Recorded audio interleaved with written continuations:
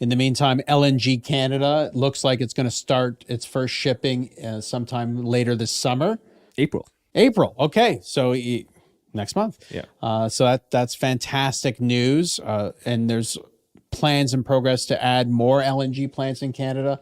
Of course, none are under. Are there any other under construction at the moment? No. So there is a floating project. I can't pronounce the name of the project, but there is a floating LNG facility that is connected to LNG Canada. There is down the road, there's LNG Canada Phase 2. Yeah. So there are projects in the works. And for those that don't even know what we're talking about, can you explain why liquefying natural gas is so important to Canada and what the benefit is? Yeah. So the main benefit of building LNG facilities is that it allows Canada to be able to export its natural gas to Asian markets, essentially. I think of places like Japan, South Korea, and even China, where historically, they need natural gas. Yeah. And this is gas that is often displacing coal usage in these countries. And they need natural gas to, live their lives. And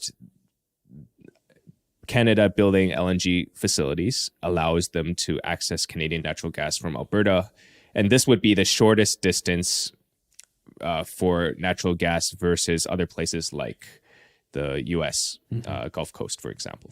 And is there an opportunity at some point for Canada to sell its natural gas to Europe as well, or is that not as realistic?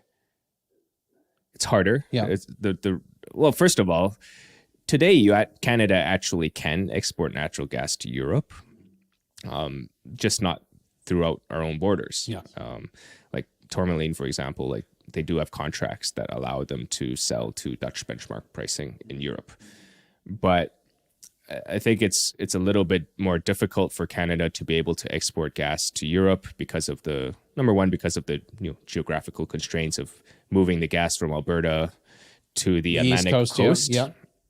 And secondly, like Europe gets most of its gas from Russia and Qatar and Saudi Arabia and those kinds of regions in the first place, where there's geopolitical issues there, but ultimately at the end of the day they still need their gas. Yes. And so I think the need for Canadian gas is a little lower than in just Asia. Geographically where we're situated, but the demand from Asia probably is a good pipeline, so to speak, for Canadian producers to benefit from.